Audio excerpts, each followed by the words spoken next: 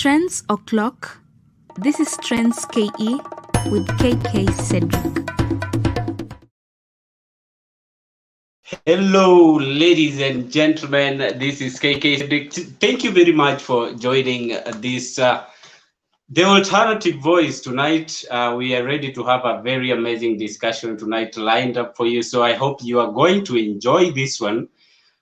Tonight, we are having a conversation with an amazing gentleman about communication. So get ready, get your questions ready, send them on communications at your job place where you work, your communication, either if you are running a business or you are looking for a job and you don't know just what to say, this is the place that you are going to get all that. So tell your friends to tell their friends that they should not miss this conversation tonight. Keep sending your questions at the Alternative Voice, wherever you're watching. If you're watching on YouTube, hapo kwa comment section, hapo ndio unatuma maswali zako, Facebook, Twitter, all those. And please follow our platforms and let's get started with this conversation. I am bringing on board this amazing gentleman here. Let me just add him right away into the stream. Coming up, that is him, the youngest PR professional of the year 2019, Mr. William Dekker. Welcome to the show. Thank you very much, Cedric. At least now the viewers can see that actually what you see in the poster is different from what you find on the ground. Yeah? What you request versus what is brought. Yeah. Wow, thank you very much. Youngest PR professional of the year 2019. Where is your trophy banner? It's not always fine. It's always somewhere next to me here. Let me just reach for it. This one, you mean? Wow. Congratulations, Mr. Dekker. What does it take? Maybe some of us might be following suit. What does it take to get into to win that trophy that you're holding right there? Oh, thank you. So the Young PR Professional of the Year is an award given by the PRSK. PRSK is the Public Relations Society of Kenya. And every year there's awards for excellence, trying to recognize and appreciate those who have contributed to the profession through their own aspects of excellence in the areas of work. Of course, mine is based on my work that I do on a daily basis. I'm passionate about communication and public relations.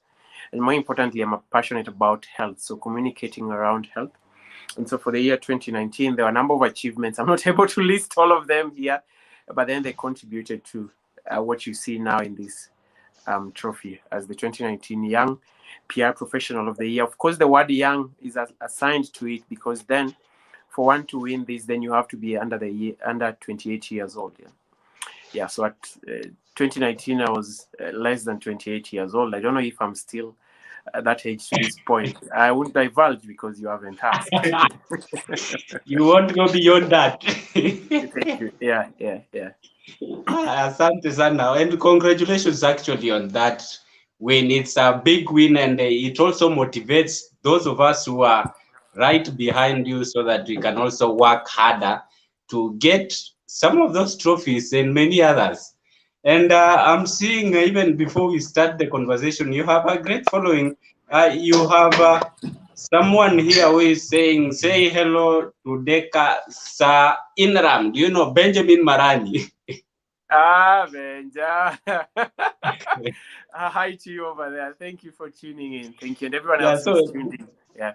Yes, that's Benjamin Marani is called Sa Inram. So let's get into this conversation and help some people out here. So as you know, in Kenya, the rate of unemployment is so high, and people are looking for jobs. Some don't have the jobs. They are still looking for jobs. And then we shall kill those birds with the same stone, whatever that saying says, because also at the same time, there are those people who don't have jobs, but they decide to create their own jobs. So they become the employers. They are running their own businesses.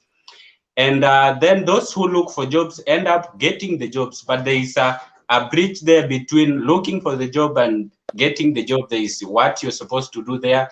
Then for those who are running their own businesses, before we get into the exacts of each of these three aspects that you're going to talk about tonight, first of all, what is this cardinal point that someone is supposed to know while communicating in this professional environment? What are these exact things that you have to know while you are communicating in a professional environment?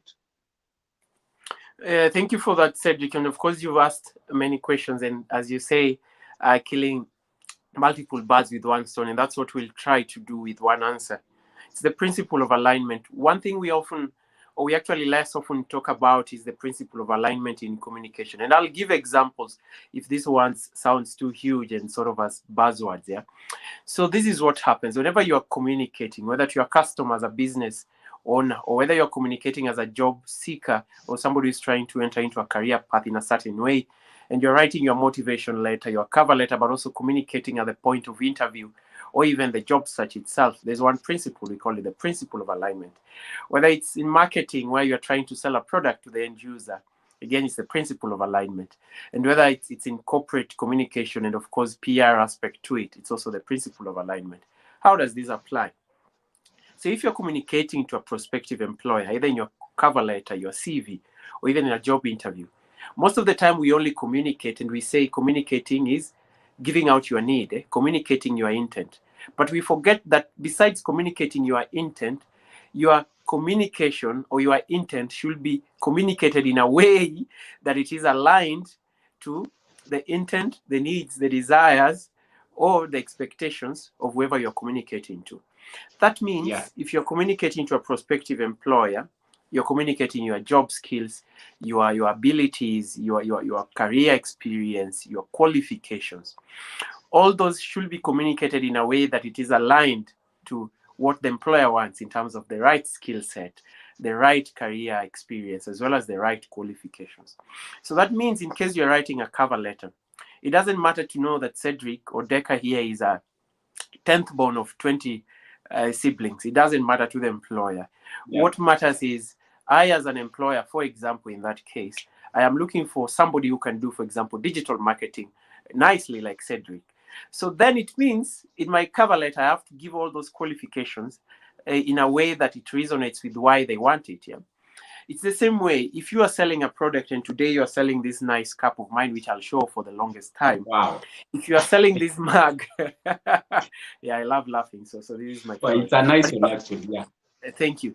So if I'm selling this mug, I don't need to tell somebody, hey, I have a nice mug over here. Do you want it? No. I say, I'm selling this mug over here. The reason I'm selling to you this mug is because I know you like nice cup of tea, but you just don't like tea. You like it served in a way that is associated with what your feelings are expressive of, yeah? So in that case, then I sort of start resonating with you. And now I want to throw in 3 buzzwords. In comms and marketing and in psychology, and of course in philosophy, they are called the Pathos, Ethos, and Logos. So these are emanating from Greek words where you want to appeal to the emotions, you want to appeal to the logic. Of course, you also want to appeal to the actual aspects of facts, etc., yeah? Or reasoning itself. So when you manage to appeal to these 3 things, then in a way you start influencing the perception and attitude. If you influence the perception and attitude of someone, then you influence their behavior, they take action. So this is it. Cedric is looking for a job. I have to influence the perception of the employer that, hey, they should think this Cedric guy is a good guy. But besides influencing that perception, I need to take it to the next step so that I influence the attitude. And they start saying, I like this guy, probably we need to have him. But that's not enough. Then I need to influence their behavior, which is the action they take after that. And I influence their ability to then employ you. And they say, this guy is a good guy. We like him, everything, but now let's hire him. So how do you do that? Let's take now what you had asked initially, communicating in the case of a job hunting.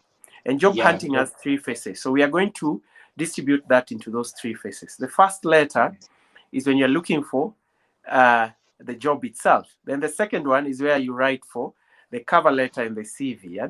And then the third one is when you enter the interview itself. So let's start with the job hunt. assuming you're somebody who is aggressive and you're in a networking event, or simply you just call an organization and you'd like to work with them, what do you say? You don't say, hello, Safaricom, my name is Cedric. Hiya, Cedric, I want to work with you, Safaricom, because you're a good employer. That's wrong. Because then you haven't communicated your intent, neither have you communicated the intent or the values or the desires of Safaricom. How about we rephrase that and say, hello, my name is Cedric. I see what Safaricom does in terms of transforming people's lives. Yeah. And I, on this end, and I also know that for Safaricom to achieve that objective of transforming people's lives, Safaricom does this, and that. And within the communications department, or within the IT department, or within the customer care department, you already are doing this, and that. And the skills you need is somebody who is very tenacious, or somebody who has the ability to speak nicely to customers, and somebody who can communicate well to them. I, Cedric, over here has those abilities because this is what I can do.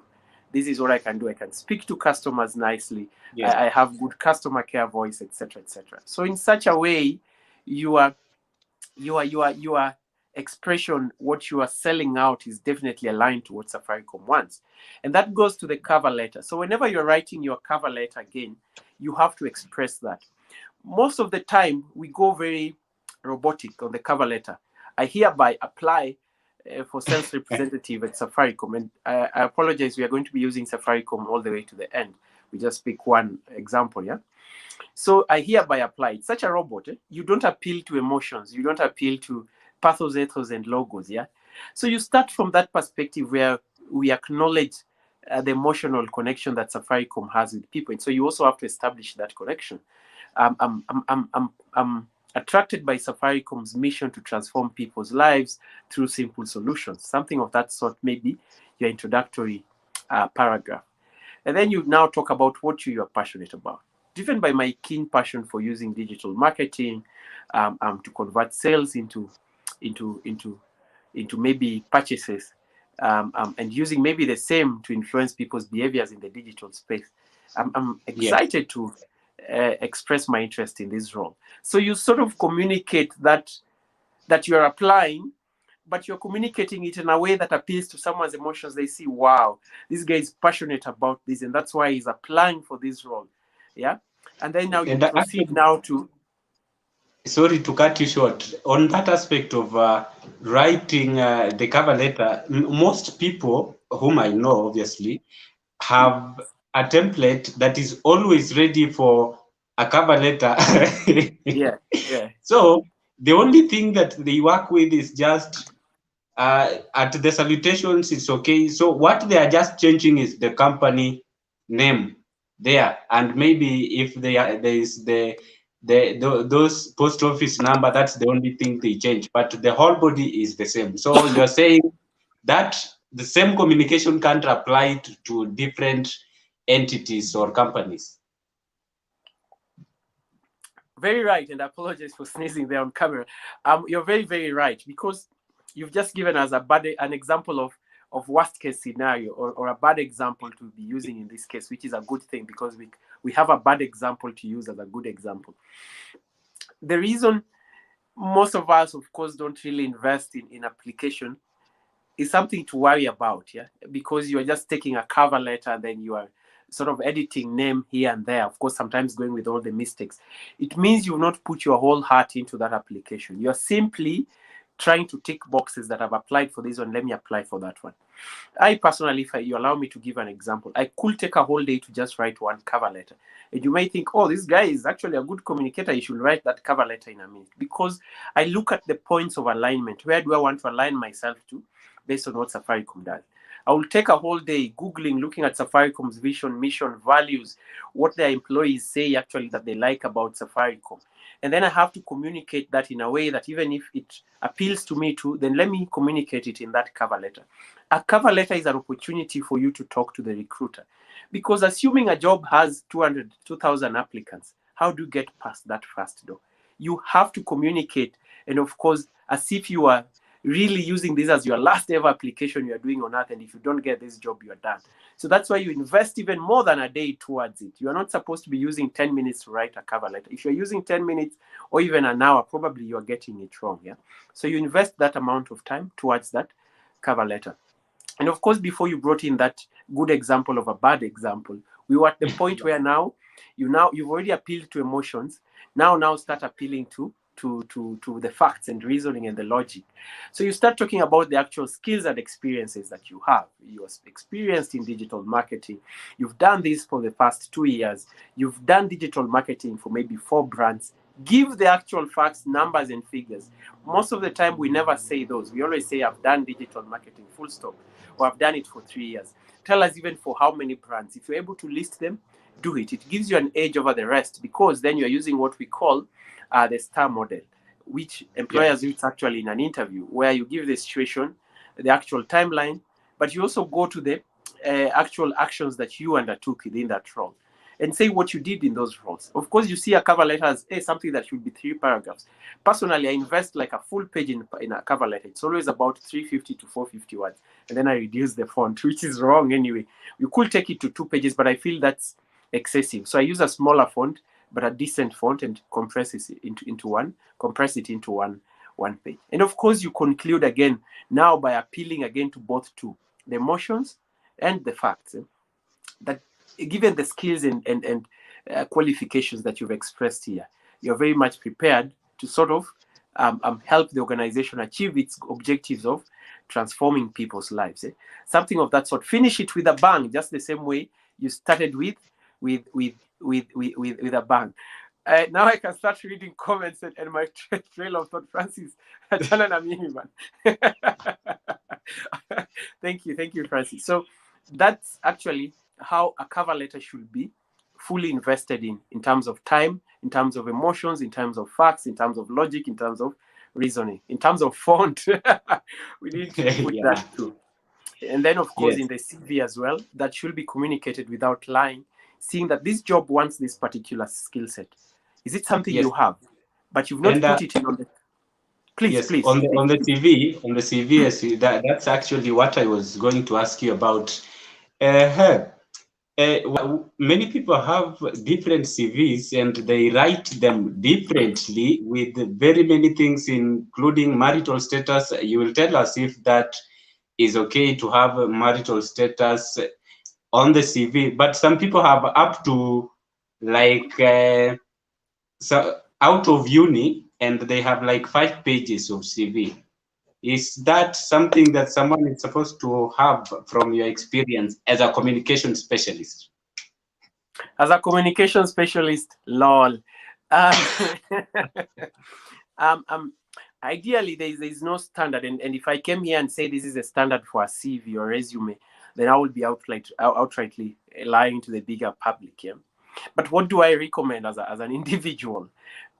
First, I think it's more important to be very succinct, precise, and straight to the point, without omitting what's necessary. So let's start with the unnecessary things that can maybe shorten it from the start. It doesn't matter that you're married. It doesn't matter that you're single unless it was asked. It doesn't matter your age unless it was asked. It doesn't matter where you come from unless it was asked. Unless the job says you want somebody based in Nairobi, then you definitely... It categorically says we want somebody in Kericho, then you have to categorically say it probably on the cover letter, based in Kericho, or in the CV itself. Yeah. Or if you're applying for an international job, then you definitely say you're from Kenya.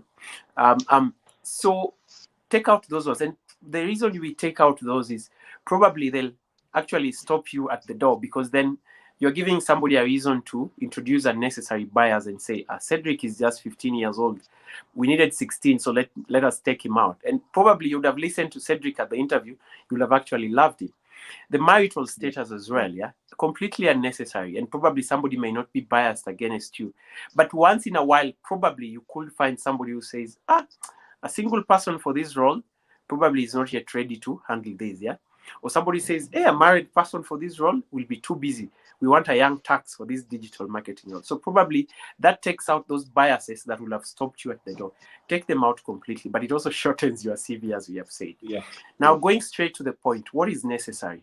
It matters if you belong to any professional organization, put it there. It matters that you put all your contacts there in terms of cell phone and email. It also matters for people to then know your educational background. So it matters for them to see your career experience. I don't think people are interested in hobbies, but if you have enough space, for sure you can include that if it is necessary. If you're applying for a choir master role, it's a nice thing to see that your hobby is playing the keyboard. But if Cedric is applying for a digital marketing role, I wonder why it's necessary for people to know that Cedric is good in chapatis for sure, which he is actually on screen here, I would dare say. But probably you could put that and keep it to the end. Yeah, key achievements are very important. These are sections we always leave out. Be sure that you have a section that highlights some of your key achievements. And we always have small wins. We always think that's not an achievement. You don't have to, I'm again bringing this back, and somebody will say this guy is too proud. You don't have to win a 2019 Young PR Professional of the Year award for you to put it as an achievement. I think the fact that, Cedric, if you've done 10 shows like this, the alternative voice, that's quite an achievement. You definitely have to put it. Francis is over here, very nice guy in geotechnology. I don't know what right word it is, because that's quite some nice stuff that Francis does. But if Francis has done maybe geo mapping for 2 counties, I think that's quite an achievement, mapping a whole county and doing 2. I know Francis has done close to half of this country, and that's quite an achievement he could put on the CV. Yeah? So look at those key instances that even you yourself, this is quite my personal achievement. It doesn't have to be the achievement of someone else. So keep those. Now, in terms of how many pages, I think if you are a fresh graduate, it goes without saying your CV may go up to 2 pages. And somebody is calling it CV, somebody is calling it resume. I call it resume because it's that succinct. And so usually I always submit a resume than a CV, because I want to leave a CV to Professor Makau Mutua for his 15-page CV, the curriculum vitae. So for me, I want to call it a resume, and probably it's time for all of us to start knowing that most of the time our 2-page CV is actually a resume. Today we're in a modern world with digital tools. Stand and get an edge over the rest. And you're a young person probably who is watching this. So make it a bit colorful. Probably find a dim color that you want for your CV. Divide it into column. One column shows the achievement. One column shows your career experience. And probably I could have come with my CV over here and put it here. No. So anyway, it's not good to write it like many people, some people do, like a composition on a white paper, downwards to the second page, to the third. While it's not dangerous to do so, I think somebody who makes it more appealing and visually acceptable, with even graphs on what your skills are, I think it gets your foot on the door, because it becomes one of those CVs you can easily notice out of 2,000. How do you get your CV to be noticed out of 2,000? If all the 2,000 are white, for sure one that has a blue color somewhere will definitely be noticed. Yeah. The other thing now you've said is writing a composition, and you don't need the composition. You need to show what you've done. And another mistake people do on that point is you talk about either present or past tense, or you confuse tenses. So in one experience that you are a digital marketer, maybe in 2019 or 2020, the previous year, you are using continuous tense, and you're saying editing digital videos, writing articles. No, that was 2020. What you did was wrote articles, edited videos, transcribed audio. You see, something of that sort. Yeah? So keep in mind the tenses, the vocabulary. I know the time is short to literally say everything that a CV should contain, but I think the tenses matters for each experience. If it's current job, then use present continuous tense. And there's a difference between present continuous tense and the present participle, where you use the gerunds ing, writing, writes, plays piano, playing piano. So which one do you use in this case? So playing piano, that's the gerund ing, but plays piano, takes children to school. That shows you it's something you're constantly doing today. And that should be the language you use on your current section for 2019 to date. That's fast. And in terms of ordering, start with the latest experience, yeah? And then you go down to the next. Some people always say, hey, this experience was big, let me put it fast. It's just in order that put your current, then the previous, and then they go in that order. It shows you're somebody who is well organized. And one thing that, and I know you want to come in, I just wanted to put an extra comment to it just before you come in. One thing we don't realize is some of the people reviewing these CVs are super high intellectuals and they really want to move very fast. One character you'll find with a good number of them, I'm not saying all of them, it's OCD. That obsessive, is it cleanliness disorder or something, but doesn't mean the CV should be clean. It means everything should look neat, aligned in one order. So not that here you use a different font, the next one you use a different font. Somebody sees that and it's immediate turn off, or what you call red flag. Yeah, exactly. So you try to ensure that the font is the same, they are arranged in the same way. How you start your date is the same. If you say 2021 to 2023, that should be the next one, even should look like that. Not that now you start with more university than 2021. So just ensure those little things are visible and they look neat. Thank you, and back to you. Yes, thank you very much. And this is a very awesome conversation. I can see there are a lot of comments coming in here from our audience, and we will have to move fast. At least let me read a few questions from the audience before I get back to you with more questions. As we wind up, we have some few things that we haven't tackled yet. So allow me read this from my screen here. And question here on awesome insights on job hunting, buffering. That's Beda Otieno tuned in. Very true. I agree with him. They agree Beda with is what a you pixel perfect graphic designer. He designs something Beda. to the last pixel. Yeah. Excellent. Very amazing job that he does there with better graphics. Ruth Simbolei, nowadays there is this online format for writing resume, which is maybe easiest way to some of us. So is it professional? Is it? I think you'll just have to pick, for those who are having questions, just pick them up, then you will answer them. Best Star Prof, thank you very much for tuning in to the show. Someone here loves this talk. That is our producer, who is off today all the way from India, Daniel Jaka. And quickest recovery to Daniel Jaka there, so that he will be back on this job next week. We hope so. Joyce Terry. Someone is touched there with chapatis. Kisungu legit. I waited for this. Kisungu Dekker, Kisungu. One here. This is so good. That's the Millennial Christian. That is Julie Wangui, tuned into the show as well. In CV writing, that's Edwin Otieno. Brevity is a sign of wit. The shorter, the better. Wow, well put there, Edwin. Thank you very much. And CV, yes, there are people who have CVs even up to 10 pages. Hey, Buana, this guy, that is Francis Omondi, is also tuned. Joyce Terry, I knew I wasn't wrong to tune in. Good insights here, Dekker. Thank you very much. I have yearned to see this for long. Janet Whiter tuned into the show as well. There are so many people who are tuned into the show tonight, and with very many comments coming in thick and fast. This is so educative. Things we literally ignore.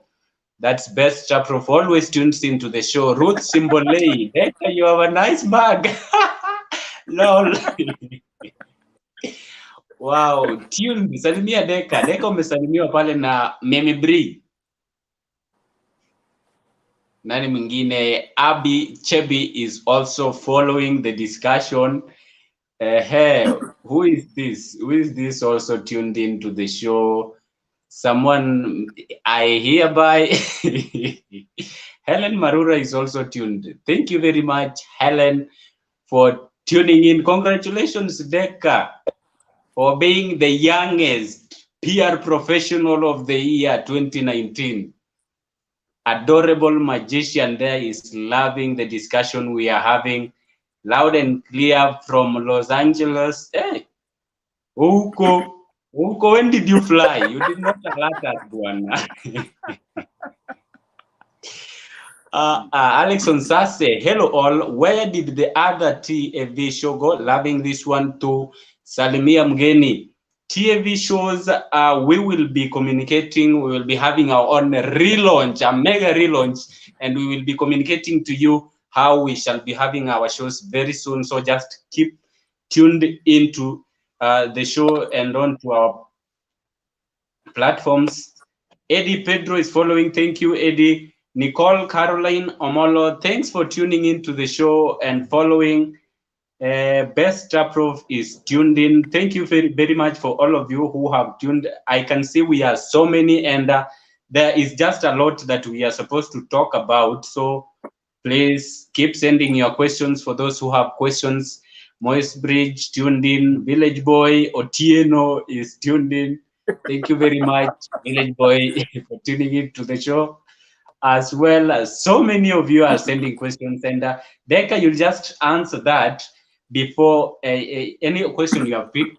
Then we get into the interview bit. Just briefly, I can see we are almost up to 30 minutes, and then we will get into that professional, someone is at the workplace, and those who are running businesses, just briefly as we wind up. So any question you've picked, Dekker? I've picked a number of them in the comments, and thank you so much for all those comments, including those on YouTube. I can see my good friend Abdul Karim Yakubu from Nigeria. Thank you very much. Abdul Karim is actually a comms professional with Médecins Sans Frontières, Doctors Without Borders. Yes. Excellent chap, yeah? Amazing chap.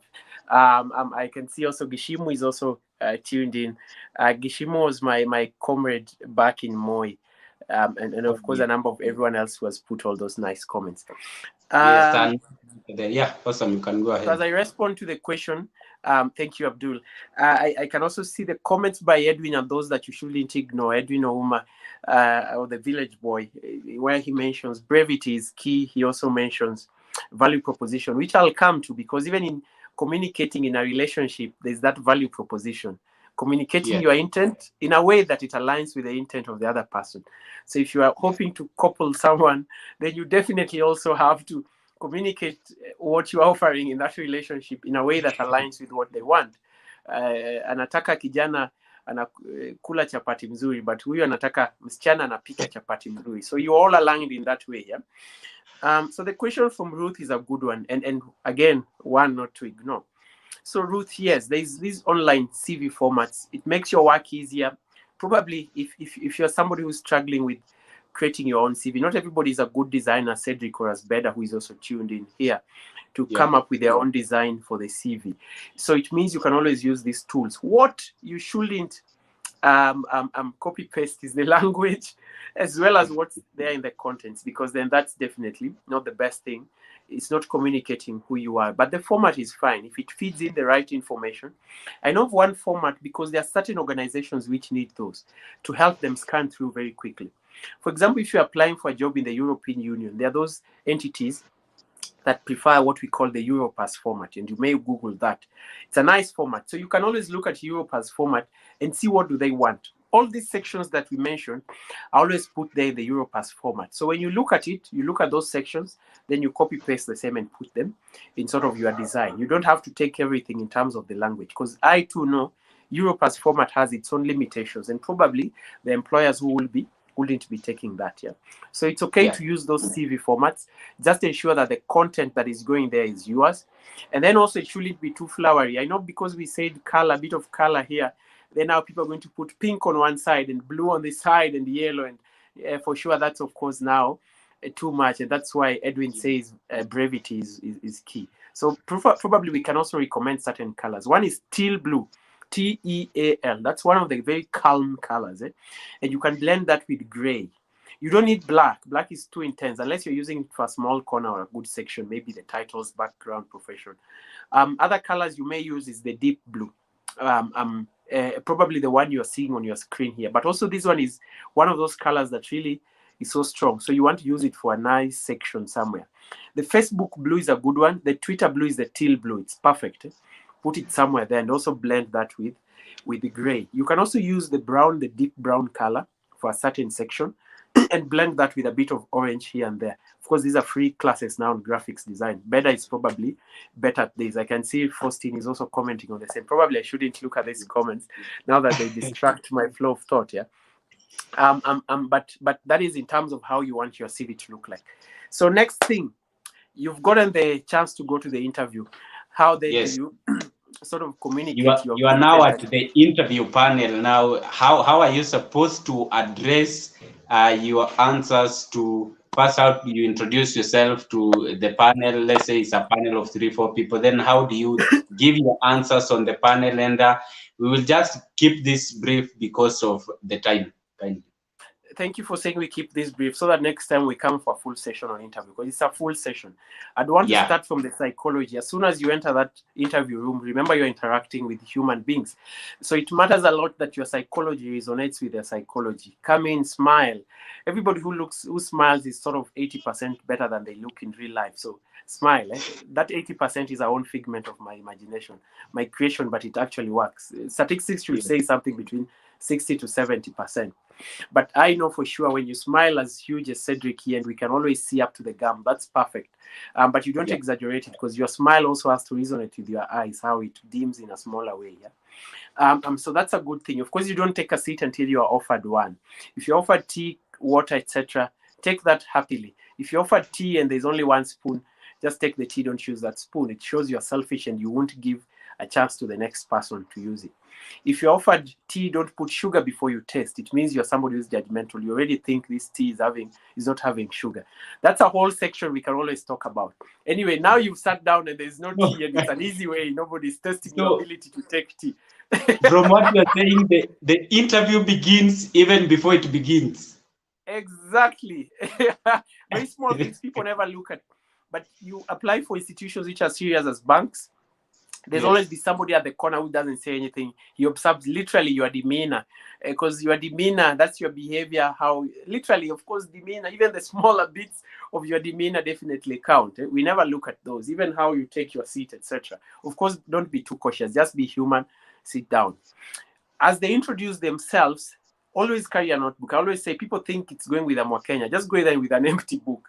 And then you say, would you allow me to then use a notebook in this interview? They say, fine. What it shows is that this is somebody who is very intelligent.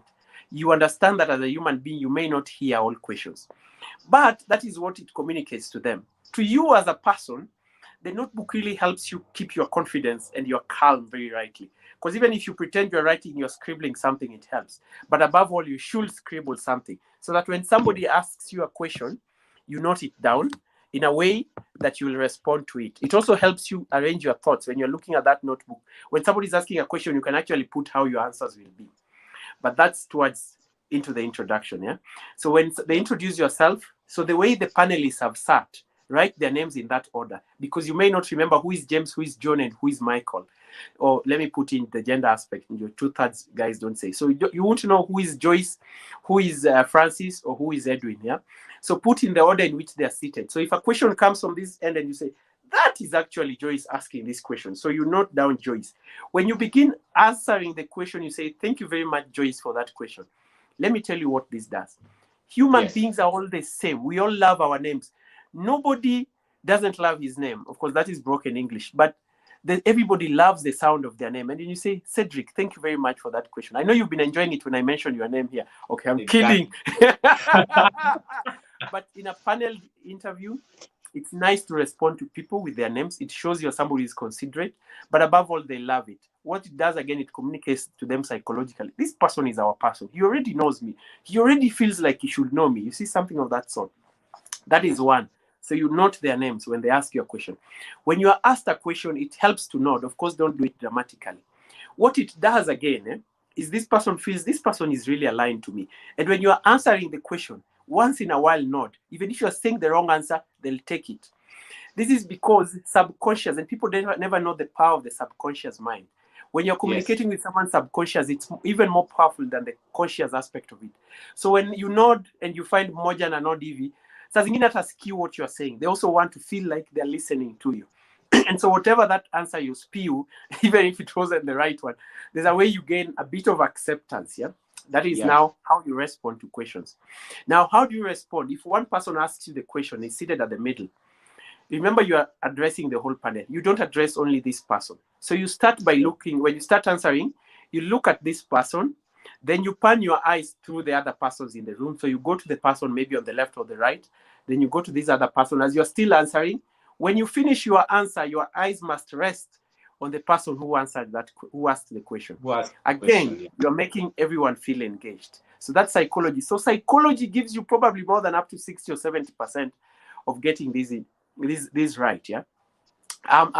Sometimes, Francis, sometimes you are asked a question that you don't know. Again, it helps to be very honest. And I always say, don't say I don't know.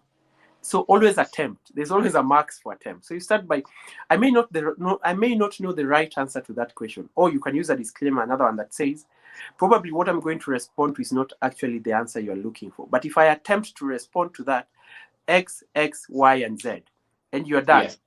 And then you listen to what they say. If somebody tells you it's actually not that one, it's because there are some panelists who fight with you and tell you, no, it's not that one.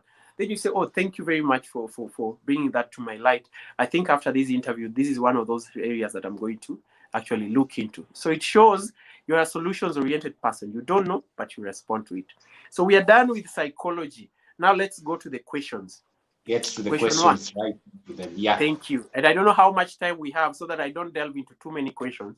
Question one that you'll always find from the start of the year to the end of the year, from 19 Patopuk to today, is tell us about yourself. Again, Cedric, nobody cares if Cedric is the last born of 50 siblings. What matters to the employer is Cedric the guy who is going to do this job. So your introduction, even though it's your CV, you don't make it sound like you're telling your CV, but you talk about your CV literally. My name is Cedric. Yeah. Up to this point, I've graduated at Moi University with a bachelor of this. I've been doing this, and that. This is what I've achieved so far, etc., etc. Align it very much towards qualification and experience. Excellent. Where will you be? And I'm skipping to the right to other questions. Where will you be in the next 5 years? No employer, of course, some do care, but most probably don't care where will this chap be in the next 5 years. What they care about is this the guy who will stay with us, or amekuja cause anatafuta hii kazi na akipata ingine ataenda. So you definitely also have to express your enthusiasm and how you are looking forward to growing. And of course, most of us say, I want to be the head of. That means so selfish. You want to just grow vertically. You also have to express that you want to grow cross-sectionally, not horizontally, cross-sectionally. So you want to be in this organization, gain a number of skills across different functions and departments, so that probably in the next 5 years, if you're a leader, of course, now you've said if you've gone vertically, so if you're a leader in this department, you're able to handle the task in a way that it contributes to probably the mission, objectives, blah, blah, blah of the organization. Another question they ask, most of these, I won't give you answers, but I'll just give you prompts. Probably earlier people used to tell us your weakness. Today you're not asked, tell us your weakness. Maybe one or two will ask, but you'll be asked, tell us about a time that XX, somebody was not happy with your work or something. You did something and it was not pleasing. So in such a case, somebody wants to see how probably you handle emotions or how you manage people or how you work with people. So definitely your answer can always be as truthful as possible, yes. But also at the end of that answer, tell people how you managed it. What matters is how you solved that wrong problem. If you're talking about, if they ask you straight about your weakness, so tell us, yes, that's a nice weakness. Of course, never tell us again that you are a perfectionist. That's a non-lie. Today, everybody says that. So tell us another weakness, but tell us how you've managed to overcome it. Like, usichome sana na hiyo weakness. Hey, me, I don't survive with people. Hey, and you want to work with people? No. Usichome sana, yeah. Other questions are the salary question. Probably will keep. Yes, about the money, actually. Yeah. Yes, that is it. But now I'm giving people the answers I'll be using probably in the next few years or months or decades. The salary question, probably it's good for somebody because the interview starts before you come to the interview. It's important that you sort of research, ask, make phone calls, go to Glassdoor. They'll give you figures in dollars at Glassdoor, but sort of give the average range this position is offering. That is one. Two, when you come to the role, when they ask you that question, give them a chance not to ask you that question again. Throw it back to them, and you probably say that I understand that organization X, and Y. Mention them by name. People love their name. We say that as the cardinal rule. So mention, yes. I know alternative voice has its own salary scale that appreciates people based on, or that rewards people based on their skills, expertise, and blah, blah, blah. And probably I'm happy and flexible to fit into that scale. They tell us, no, you tell us what you want. Now, that's where you say what you want. Now, again, on what you want, don't give a range. A range means the lowest you give in that range is what will be taken. If you want between 10 to 20,000, they will take 10,000, and you shouldn't complain because you are acceptable to between 10 and 20,000. So how do you get the right answer? Either take the average of that range you are comfortable with, or take the highest range you are comfortable with. Of course, this one now, there's no right or wrong answer. Kama umechoma sana ni shida yako. But again, look at the market industry. Some of us, you finish school, you want a job at 100K. Unless you're going to work for some huge tech or oil company that makes so much in turnover and has a huge, or you're going to work for an organization that one of its policies pay people six figure. So start with what the market rate offers. I know if you graduate today, for an internship, probably 20 to 30K. For an entry-level position, 30 to 60K. For probably somebody who has done a year and a half, probably 60 to 80. Or somebody who has done 2 years, 80 to 100. 2.5 years up to 150K. 3 years now goes up to 200. Now up to 4 years, then now you start talking about 250, 300. Of course, there are different jobs which offer different things. But that's sort of like the average you'll always find, and you feel safe around it.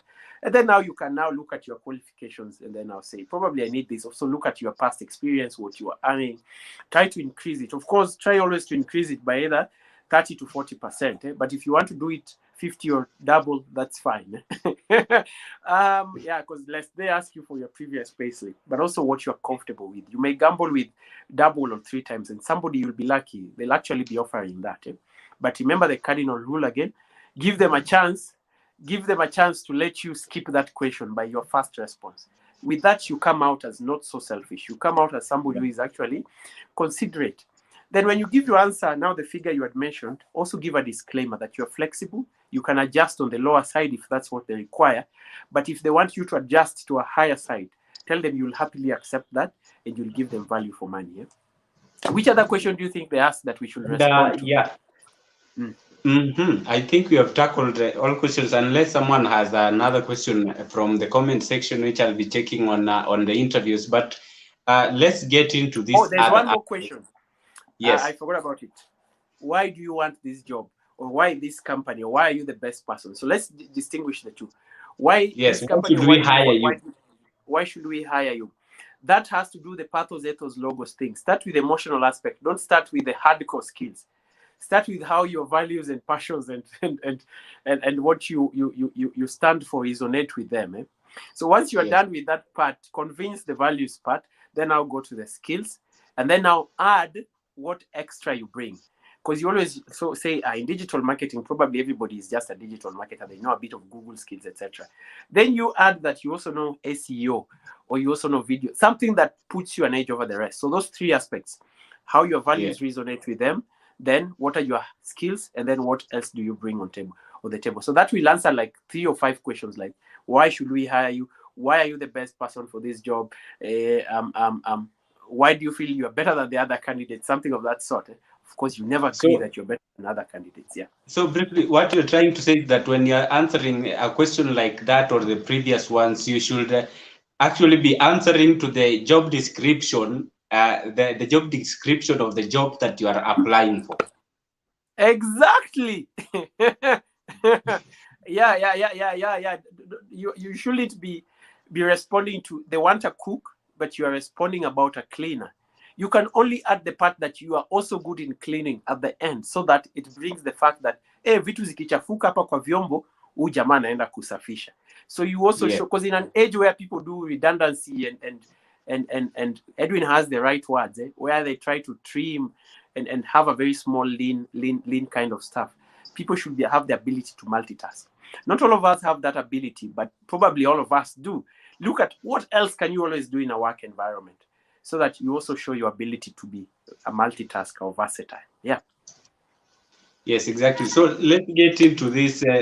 Very many young people, because of the economy, there is no work, and very many young people have gotten into creating their own employment, like self-employment, and in that aspect they get chances maybe to hire a person or two or three, then grow into a company. But then with that, many don't have the training of communication on how they are supposed to communicate as the young bosses of their businesses, running a business, and how they are supposed to communicate to their employees. So in that aspect, what would you tell a young person who has just started their own business and they're adding a person or two?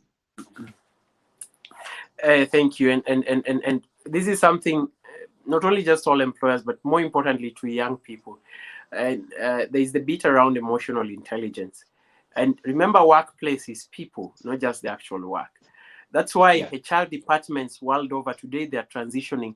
You find that in some organizations, they don't have the title HR department. They call it the people department. Because people have realized that in an organization, it's the people. Previously, we've put emphasis that you are a resource. You need to get this done. You forget that this is an individual who has emotions, feelings. They have family. They have people who respect them. They have people who depend upon them. When you look at somebody that way, then one value will come in foremost, which is respect. And so people always sometimes forget that part because you are the boss then, especially the young people who have started up their own startups, etc. Remember that every person you are dealing with has their own innate human capability, their own humanness, what makes us human, and you have to respect those things. And so deal with people very politely and humbly and respectfully. We always don't think that human beings are so resistant when you try to change them, but when you don't want to change them, they'll change. So it's the same way you tell somebody, have you done this? Have you taken this off? Why is your desk not this? Why have you not done this? So you are putting in some force, and force is always met by force. So the force they'll meet you with may not be the exact force you expect, that they'll tell you, well, talk up and nini. They'll do it in a different way. Either they won't deliver, they'll go beyond a go slow, or they takes out that aspect of a seamless working because you've taken out respect. And some of the organizations that thrive globally very well, there's a lot of respect for every person in the organization. Two, if you're a reader of books, currently one of the books I'm reading is The Laws of Human Nature. And you realize Robert Greene tells you, if you want somebody to do what's something, that book again? Laws of Human Nature. So Robert Greene is the author of 48 Laws of Power, the Laws of Seduction, and of course now the Laws of Human Nature, among other books that Edwin will list for you here. And he'll tell you that people actually unaware of what they are doing. We may look like we are aware of what we are doing even now, but the reality is that human beings are not aware of their behavior, their actions, their emotions, etc. So for you to change that, you don't have to bring it to the intention that, you're actually a very bad person at doing this. You may want to tell them, how about if we did this? And then you give them an opportunity to feel like they're in control. That how about you propose, be a proposer. And when there's a course called Investment in Excellence. You are taught how to resonate with people. You be a proposer rather than a commander. So when you propose that, how about we start our meeting at 9 a.m.? Of course, you are saying, let's do the meeting at 9 a.m., but you're giving somebody a chance to accept and actually agree. Actually, I think 9 a.m. is a good time. A human being, when they feel they're in control and they're in charge, they give it their best. And so when they say, I agree, 9 a.m. is actually a nice time, they'll be there on time. But if you say, let us be here by 9 a.m., trust me, I saw that meme you posted today online where Kenyans, the plane departs at 8, they'll be there at 8 or 5, hoping that the plane has not departed at 8. So it's the same way when you propose to people.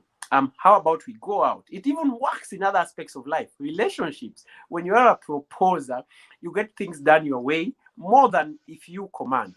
It's you're making somebody feel they have an opportunity. And yes, for sure, sometimes you shouldn't do it just because you know the answer that how about 9 a.m. If they tell you for sure 9 a.m. I'm not able to make it because of this, I can't meet that deadline because I have this other task. You start becoming a team player. Okay, then how can I help you get this task done so that by 9 a.m. we surely meet this prospective funding company? You see something of that sort. So all of you then move together. You don't want to move alone. As they always say, walk alone if you want to do what? I don't know it. I'll keep it there. Yeah. Exactly. And I think you've given us several points there where how someone is supposed to act when they find themselves being the bosses at the workplace, because most of the people don't know how they are supposed to behave in that environment. Maybe they had a bad experience with their boss, and now they are the bosses. They want to boss around. Yeah, you have a point there, Twadon. Yeah. And I was saying this is on the boss himself. How about you, who is being treated that way with your boss? Again, people are subconsciously aware of what they are doing. So again, you also have an opportunity to transform someone by also being the person who also helps them become better people. Sometimes we forget that even the toxic people, because nobody is toxic, the toxic people don't have an opportunity to change, and you can change them. If somebody is asking you and is telling you, commanding you to do this, and that, you don't resist immediately. So you take it on. Yeah. Then find an opportunity at a sober time when they're calmer, probably in the evening at the end of the work. So tell them this work is done, but when you spoke to me that time, the tone didn't come out nicely, and I felt that you violated this, and that, and it doesn't work nicely for me. So this person, whether they don't accept that point, remember, human beings will always have a time where they think about themselves. Either kwa choo, of course, asipoenda na simu, but akioga ama akiosha vyombo, where hawezi shika simu. Yeah, so they'll get to think, by the way, that guy had a point. Even if they fire you, you've helped the next employer. Of course, you also don't come out and expressing it so strongly, because these are challenges that should exist in every normal workplace. Young people always think, hey, mimi nikiongeleshwa vibaya, I'm out. And it can never be green on the other side. It's always just painted green. So you accommodate people, and that becomes a feature that helps you really thrive for longer. Yeah? If you're able to accommodate people and the different personalities, because not everybody is going to be as jovial and happy as Cedric. People have their own things they're dealing with beyond work. So that will be another course altogether on root causes. If you are somebody who can always find root causes and you address. I think the reason this guy is so mad at me is because somebody on the other side has done this, and if you can always solve that, then it will solve your case. But another discussion altogether. Wow, thank you. An amazing discussion we have had here, and I don't know if there are any other questions. That's John Short commenting there. Who else? Ego is the enemy, from Edwin Otieno, saying that ego is the enemy. Hi, late but nangoja update. Thank you very much for tuning in, though late. Bal, thank you for tuning into the show. Kevin Otieno Molo already in pass my regards to Mr. Dekker, PC. Kevin Omolo, thank you very much for tuning in, PC. And wow, mnanichanua, our producer there from India amechanuliwa. Asante sana. Your unique selling point, USP, matters in the interview. That is from Edwin Ouma. He had a question here. I don't know if you handled it. Talk about ATS, applicant tracking system. Very educative there from Doris Njoroge. Dorin Josh, thank you very much for tuning in. And Deko umenifanya nataka kurudi class ya communication from year 1. Omolo there. Awesome tips shared by Mr. William Dekker. I did a mock interview with him recently and landed a job. I'm so grateful. So if my M-Pesa is open. My M-Pesa is open, posting. You can see. So if you're missing this interview, this is something that you are supposed to be up to. And we had read the other questions. So that question there by, well, let's just finish up. Amazing session today. Thank you, Dekker, and alternative voice for this, Helen Marura. Sante sana, Helen, for tuning into the show. And good evening, Dekker, Samuel. That is Sam Oriwo. Thank you very much for tuning into the show. Yeah, you can pick up what Edu has said there as we wind up. The applicant tracking system is mostly used by organizations where people send in lots of applications. So somebody may not sit in front of a computer and review 5,000 CV. We know on an average today, a job will attract lots of applications. I wouldn't be so specific, but probably a comms job at an officer role. If you send out a JD today and you want applicants tomorrow, you probably receive about 400 to 500 applicants. So if somebody is reviewing this, for sure, that's a human being. So you always find that it's hard for them to objectively review this. So then people use the applicant tracking system. So you say, upload your CV here. Or unapatiwa yenye you just type contents. They say, type your experience here. So that they're going to upload it into an applicant tracking system. And most of these systems are automated. So it scans through keywords and then it grades CV based on those key experiences. It says, we wanted somebody with 3 years experience. Then the system looks, today is 2021. This chap started working in 2016. So he has 4 years experience or 5. So let's take him. It also looks at, in our job description, we said a digital marketer with photography skills. Then it looks at your CV and realize it doesn't have photography. So back to the basics that we started with. Alignment, alignment, alignment. Does the chicken come to roost? As you can see, we started with alignment. So aligning with what they want, especially if it's a skill that you have. Of course, don't lie, so that at the end of the day, then when you're given the actual camera, you don't know even which lens works where. Yeah? But if these are skills you've had and you know them, probably you find it's an experience you don't have, but it's a skill you have. So always find somewhere to indicate your skill sets. Probably, and if it's something you've done and you have achievements around it, put it there. So the applicant tracking system will pick and it will find those keywords and it will put them there. And then you're able to pass through to the next stage, which is not interview, but now physical review by a human being. So probably it narrows down to maybe 100 or 50 CVs and somebody can review those. So that's ATS thing. It's a whole other discussion in the HR field. People like Edwin, who are very experienced in HR, will definitely speak better than I do around that. Yeah. Yes, I think Edu, if you are still watching, we might just be having you on the show soon. So please, if you get our call, kindly heed us and educate some of us Kenyans on these matters.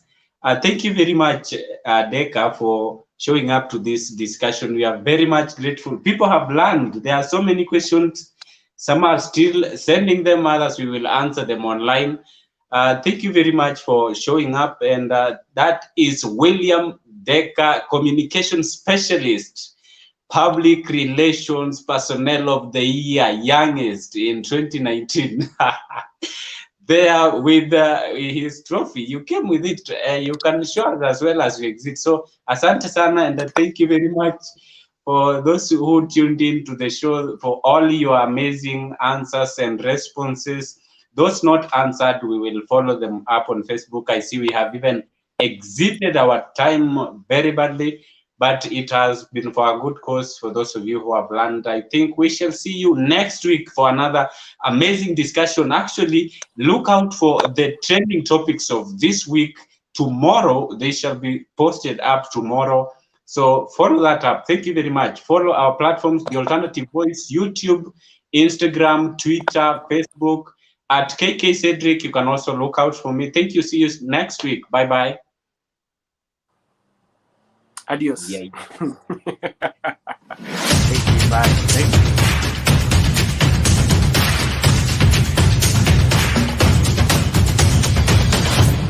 It's Trends O'Clock. This is Trends KE with KK Cedric.